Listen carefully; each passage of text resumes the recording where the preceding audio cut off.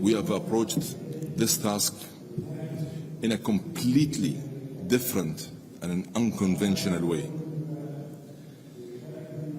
The extraordinary effort that have been put into this task, I must say, it's paying off.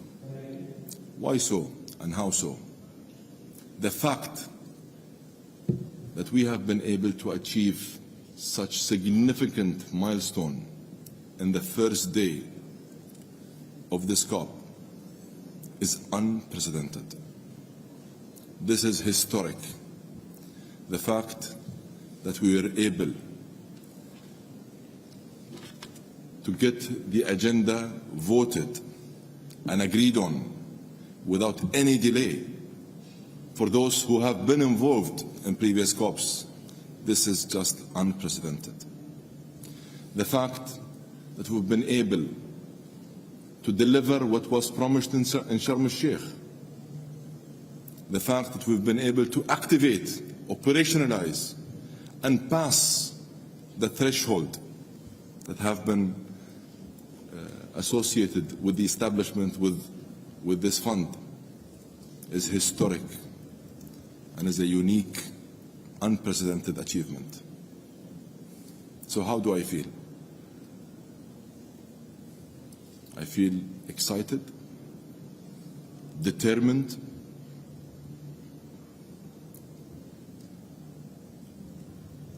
and I'm sure most of you feel the positivity, the optimistic environment and ambience that we are all experiencing here at this very place.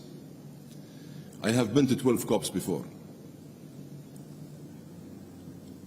Each one had its own unique proposition.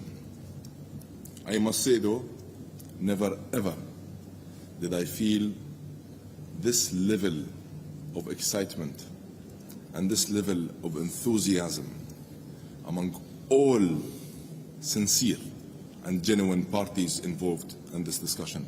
Those who have come here to help advance this agenda in a way that is meaningful, that is true, and that is real, and to help address it by providing real solutions for the real world. I must say, this is not a small achievement. In fact, it is a historic achievement, and it is a very good start for this very important and consequential COP. Now, the real work only begins. And like I said in my opening remarks, I am determined to demonstrate that this COP is a different COP, and this presidency is a different presidency. We are laser focused on keeping 1.5 within reach, and we are laser focused on delivering the maximum, highest ambition in response to the global stocktake. And you know that this is not going to be a small task. And we all know that the next 2 weeks are not going to be easy 2 weeks. Yet, because of the commitment and the dedication and the hard work of the Secretariat and the Cop28 team, and how this is being met and matched by many interested parties, I am more confident than ever that we will deliver an unprecedented result. That means real solutions and real outcomes to help address this global challenge. We need to start thinking differently about this COP process. We can no longer only judge on ink being put on paper. We should always question how executable and how implementable and how actionable these decisions and these declarations and these agreements are. And that is what we are focused on. Our main focus is going to continue to be on translating visions and aspirations and declarations and decisions into real practical actions that will make a difference. Today, like I said, the threshold was 200 to establish and operationalize this fund. We reached north of $420 million only in the first hour. And I know that over the next couple of days, many more pledges and many more commitments are going to be made by different heads of states and different heads of governments. And I must here say that this would not have been possible if it wasn't for the hard work and the dedication of the transitional committee members, Egypt, the Secretariat, and many relevant parties and stakeholders. And I also like to thank Germany, UK, EU, US, and Japan for their pledges during the plenary earlier today. Getting this done and over the line is a clear demonstration of how committed we are and how our approach is different. When we commit, we deliver, and that is going to be the DNA of COP28. I thank you all for being here, and I want you to know I will be working hand in hand with everybody, with everyone. I'll be rubbing shoulders with every party, and I will be rolling up my sleeves myself, engaging and helping address this challenge and delivering real, actionable results. I thank you again for being here.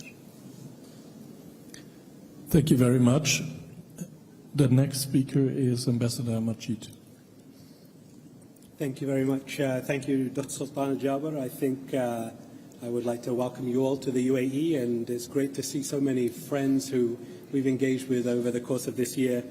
And I hope I know I speak for Dr. Sultan when I say that the success of this first day of COP is really thanks to the leadership of the UAE, and the reflection we have today is thanks to the guidance that we've received from them, who've always been pushing us to be as ambitious as possible, and it reflects their approach to everything that they do in the UAE in terms of they don't just talk about it, they deliver it. And the opening ceremony of COP28, you saw our COP president not just talk about it, but him deliver results from day one, and that's something that I certainly am very proud to be a part of. For those of you who don't know me, my name is Majid Al-Suwaidi. I'm the Director General of COP28. I'll be engaging with you over the course of the coming days, hopefully answering many of your questions and working with you to make sure that we get the news out to the world about the exciting things that you're going to see coming in the coming days. I hope that we can all get to know each other, and please come and talk to me when you get a chance. I've been in diplomacy for many years. I was previously the ambassador to Spain, Andorra, and the Vatican, but also was lead negotiator for the UAE up to Paris, from Durban to Paris. I've had the honor to work in many different missions, but I think that this year has been one of my favorite, getting to be with the minister, traveling around the world, engaging with people, talking to young people, indigenous communities, youth groups, NGOs. We haven't left anybody that we haven't spoken to, and I feel that the agenda, the program, and the actions that you'll see at COP28 reflect that.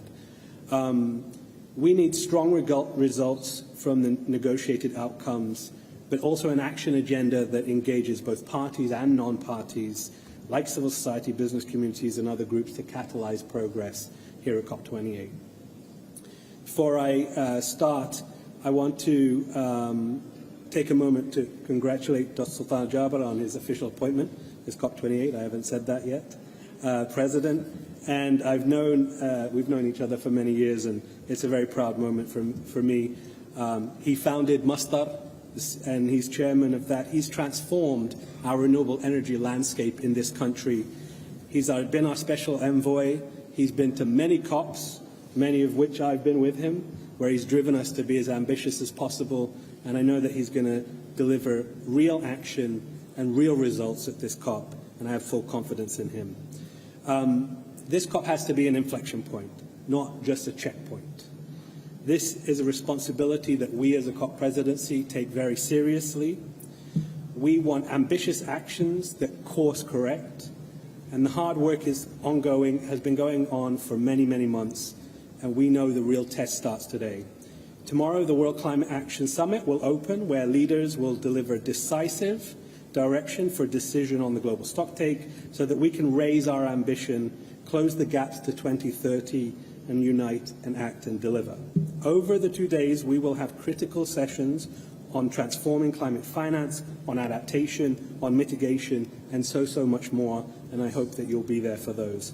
During these sessions, we're confident that we will also see a host of exciting announcements being made, and I look forward to being able to reflect on them with you in greater detail in the coming days.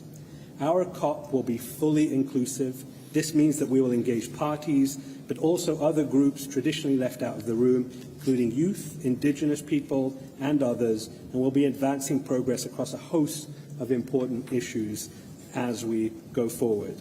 On the intersection of climate change and conflict, as well as understanding how technology can catalyze progress to decarbonize our world. We'll be hosting the first local climate action summit in partnership with Bloomberg, and in recognition of the critical role of local leaders play in reducing emissions, addressing climate risk, and supercharging national efforts to move further and faster on climate progress. And the Business and Philanthropy Climate Forum, which will seek to unlock private capital and catalyze the innovation required to meet our climate ambitions. After the World Climate Action Summit, we will begin our 2-week thematic program. As you've already heard, we conducted the most extensive listening tour of any presidency to help create this year's action agenda. We engaged all stakeholders and listened to all perspectives in that process. We're doing things differently here in Dubai. We want everyone at the table because everyone is needed to deliver the game-changing results and the good news that the world needs. Each day of our thematic agenda is underpinned by 4 cross-cutting themes to support delivery, which are technology and innovation, inclusion, frontline communities, and of course, finance. And for the first time, we're putting issues like trade and health at the heart of this agenda. In the build-up to COP, we've already seen significant progress and critical momentum, but now we must turn this momentum into actionable outcomes. We have no time for polarization and arguments. It is time for solidarity, partnerships, and action. The message here today is clear. We're confident about what we can achieve at this COP, and I would be honoured to hand over to my colleague, Hana El-Hashimi, our chief negotiator and one of the brilliant young people we have working on our team. Thank you very much. Thank you. Thank you, Ambassador, for the very kind introduction, and congratulations, Mabruk Doctor, on your nomination as President of the COP. It's been an absolute honor to have worked with you on the bid to get here. Hard to believe that 3 years ago that we'd be sitting here today having the fastest adoption, I think, of an agenda, the smoothest one that allowed people to get a good night's sleep, as well as an incredible historic capitalization of a fund that we didn't even know would exist 3 years ago. So thank you, sir, for your leadership. Thank you, Simon, for your partnership. And to all present today and watching online, thank you for your commitment, for hoping towards what can be achieved, and your commitment to supporting us in working towards that. Allow me to also issue you a warm welcome to the United Arab Emirates and to Dubai. We are thrilled to have you all here, to have your passion, to have your excitement together with us to deliver what we hope will be a truly monumental COP.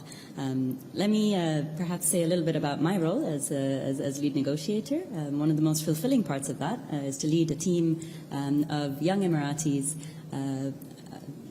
2/3 of which are women, 2/3 of which are youth, who are with diverse backgrounds coming from engineering, legal, civil servant backgrounds, but all committed to multilateralism, to facilitating a strong outcome, to working with parties and defining success, working towards that, and working towards delivery to meet the gap that we have to by 2030.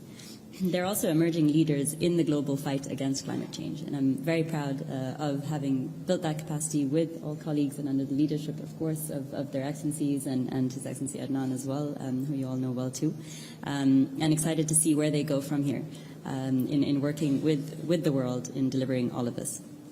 Of course, we'll be working with parties and this week supporting the SB chairs in making progress across the technical negotiations. I would like to highlight one that's very close to my heart, having co-chaired an early contact group on this, and this is the global stocktake. I truly believe that this is an opportunity for a new era of climate action. And I think His Excellency Dr. Sultan expects no less. But as he said, we also have heard from parties a clear political will to make the most of this opportunity, to build on it so that we can slash emissions, we can build resilience, and we can ensure support for developing countries in this transition. His Excellency Majid has elaborated how we're going to use the next 2 weeks on that very well. But perhaps I'll speak a little bit about what we have to do on the technical side. With more than 160 items on the agenda, it was very critical for us to get this agenda adopted fast. And so there were over 40 consultations in the last month with all regional groups and parties to be able to get here. And we're very grateful for the flexibility shown by all parties, working closely with His Excellency Adnan, our head of delegation, in order to get to a point where we have a timely adoption. The other critical news item today is, of course, the capitalization, not just operationalization, of the loss and damage fund and funding arrangements. Having had the honor of serving on the Transitional Committee on behalf of the incoming presidency, I can tell you that that was a group of people that were determined to see how we could ensure that this process demonstrates that multilateralism works, that when parties come together, and after 30 years of arguing of the definition of loss and damage, let alone how it is that we would address it, that when we've said that we're going to operationalize this thing in 1 year, that we can do that. And we've also seen the willingness today that I think exceeded expectations in many ways of ensuring that this is not an empty bank account. That was a challenge that Dr. Sultan set to parties back in June, I believe, and that has really, really come through. So very encouraged by that and hopeful that this translates into the negotiations over the next couple of weeks. Very keen to build on the momentum, to support the subsidiary body chairs as much as we can this week. It's my hope that they can get pretty much all of the work out of the way and we can celebrate together next week. But let's see what we can do. And let's deliver this COP together. Everyone has a role to play, and the time for delivery is now. So we look forward to your questions, of course, but really to your important role in bringing the story of what we do here to the world and ensuring that we're empowering everyone to be a part of this new era for global climate action. Thank you. Thank you very much. We have time now for a few questions. Let me start, gentleman, second row. No, the next colleague. Could you please identify yourself, who you're working with, and wait for the microphone? Yes. Thank you.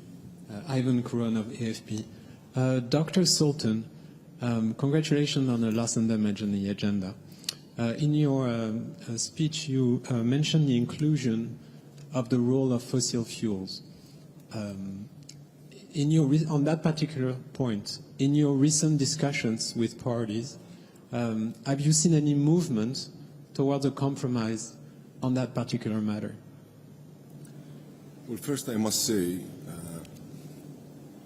I was very much encouraged by the initial responses I got, and that actually even motivated me to aim to raise more ambition, especially when it comes to the inclusion of oil and gas and fossil fuel in general. My invitation today to all parties is an invitation I extended a few months ago in multiple platforms to many different stakeholders, where I told them clearly, we want this COP to be a different COP. We want this COP and this presidency to deliver different results. And we want it to have an unprecedented outcome. We have been entrusted to conduct the first global stocktake. Our response to that must be the maximum and the highest ambition possible. And we shouldn't leave any stone unturned.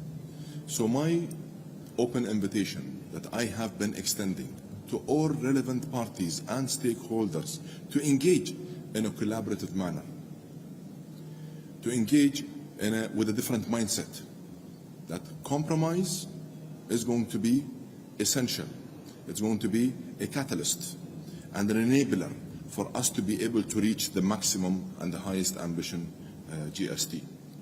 At the same time, I've asked for all parties to convene, to engage, to collaborate, to cooperate, and to discuss openly, and to come to the presidency with options, with recommendations, with proposals that have common ground and consensus among all parties. And what you're going to see as a reaction from us is full transparency and full inclusion. And we will move and deliver and implement what the parties reach consensus on. The lady here in the first row, first seat.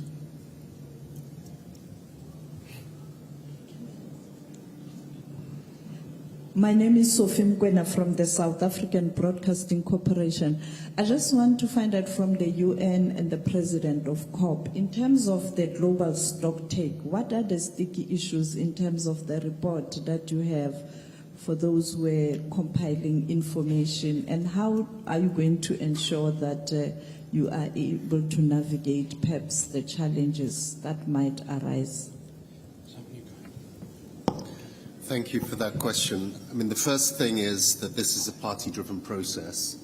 So it is for parties, countries to determine the direction that this takes. The UNFCCC Secretariat produced a synthesis report a few weeks ago, which was the culmination of 180 submissions from parties, over 40 submissions from non-state actors, and all of the elements that set out basically provide, one, a representative of where we are, and we know already that there is a massive ambition and implementation gap. We're nowhere near where we need to be, but it also highlighted areas of progress, areas of best practice, but also outlined all of the elements, the tools that parties can draw upon here in Dubai, that depending on the levels of ambition that they show, those that want to see, when we talk about a strong outcome of the GST, it has to inform the next round of NDCs and all of the elements that's contained in a nationally determined contribution. So there are discussions amongst parties and different views as to how prescriptive or how non-prescriptive the GST should be. So that's one area that will be up for debate over these coming days. The other is how forward-looking the GST should be, and the other view is how backward-looking it should be. And this speaks to all of the elements that are covered under the GST, whether that's finance, whether it's adaptation, mitigation, loss and damage. What we have found, certainly from the synthesis report, is that there is an imbalance between mitigation contributions and views as to how the mitigation agenda progresses versus adaptation. But within the scope of negotiations between now and the 12th, you have the different, if you like, work streams. So the global goal and adaptation, there is an opportunity for parties to still put forward positions in terms of what the final product of the global goal on adaptation will be, and then how that feeds up into the GST, and the same for the mitigation work program. So the GST will be the overarching deliverable for this COP, which will contain every single element that would traditionally be under negotiation. The question is whether parties take a top-down approach, looking at where this global stocktake, which is supposed to be that course-correcting provision within the Paris Agreement, or whether it'll be a bottom-up approach from a baseline of all of those negotiating tracks. Ambassador? Yeah, thank you. When we started at the beginning of this year, there was like a huge gulf between what people thought the global stocktake should be about. From some people who just wanted one line to those who wanted like a full book, a binder of what the global stocktake should say.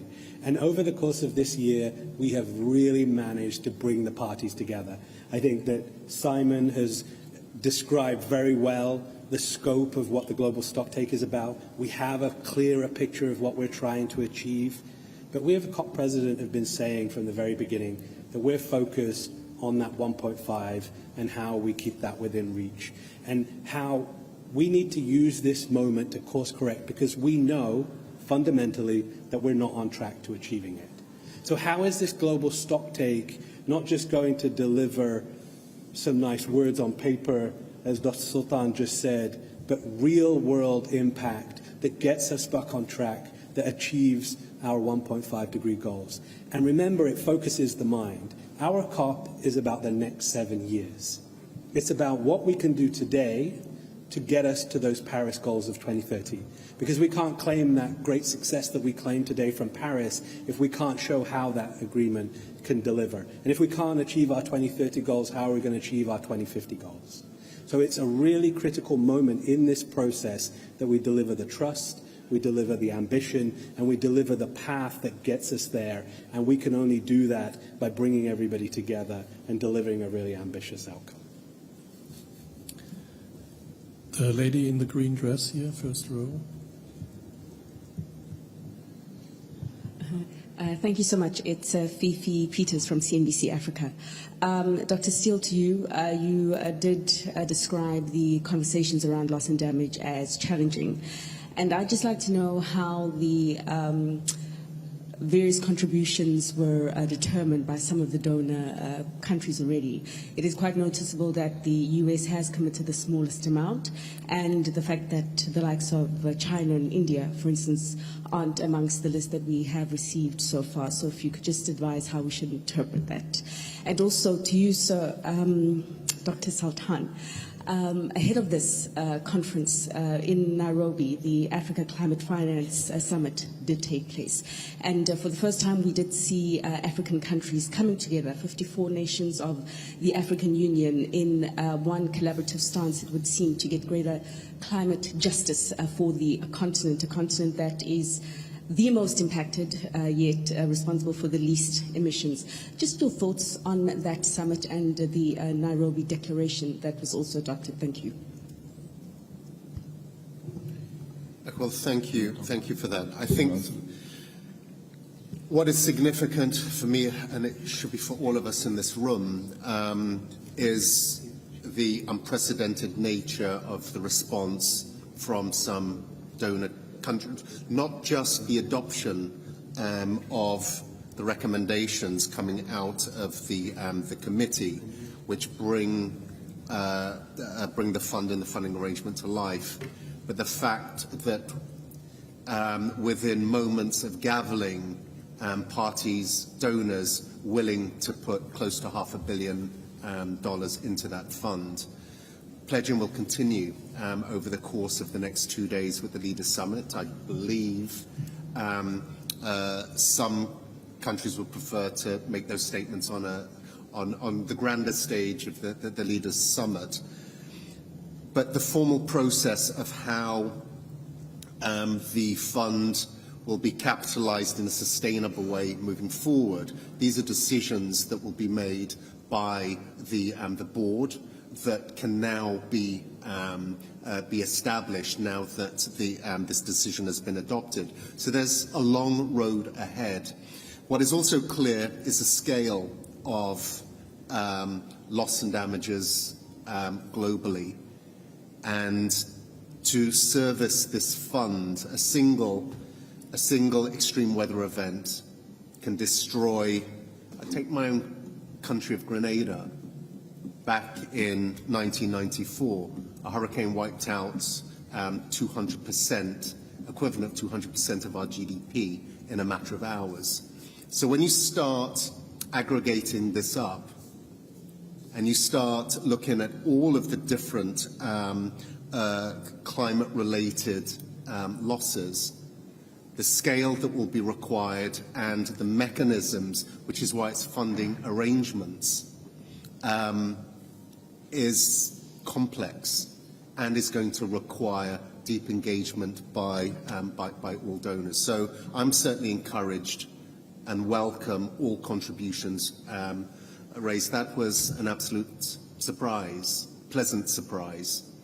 But if that approach were to continue, I think it bodes well in terms of the next steps for that full operationalization process. Allow me to answer your question by first saying thank you for asking me this question at this very important time.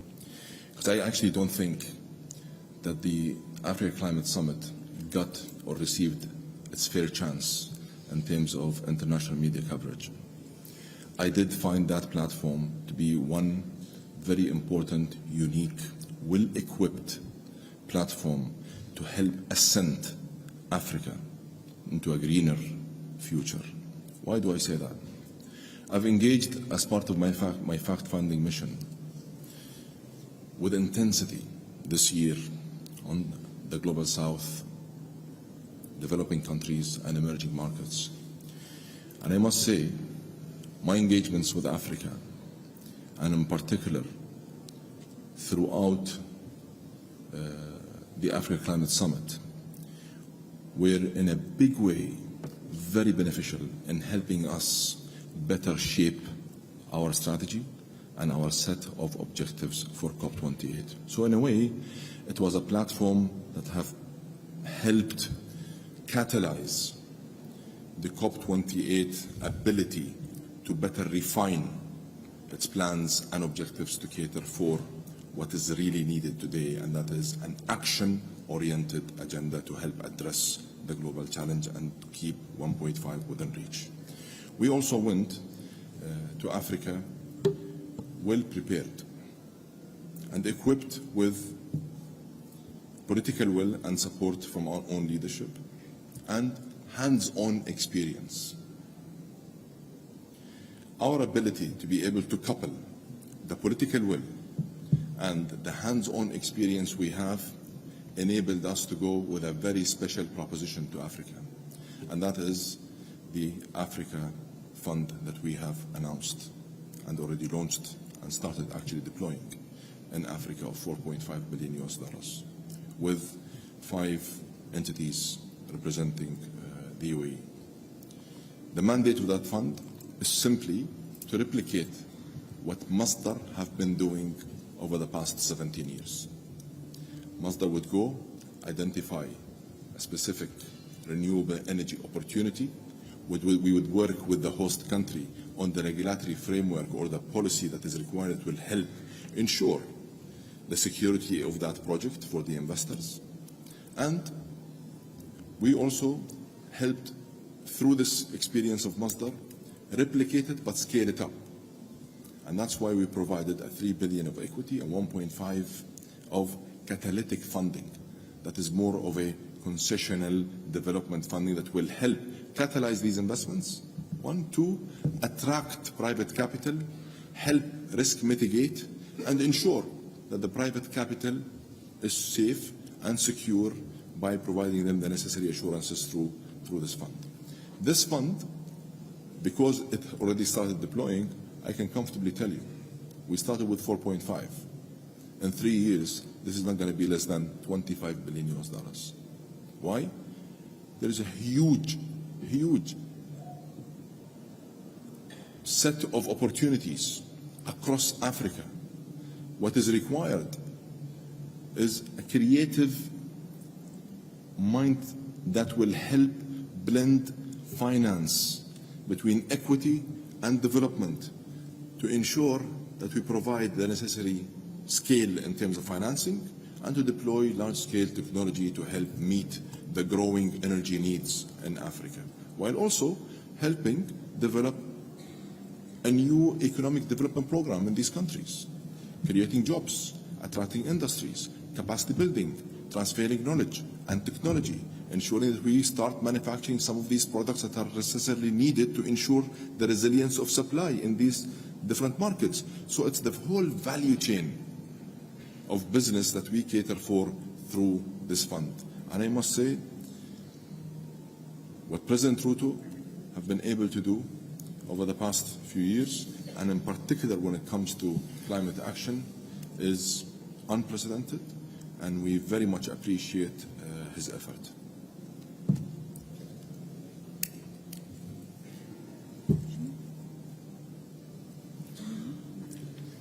Thank you. If I may elaborate also on the loss and damage question as well, because needs is exactly the right question to ask.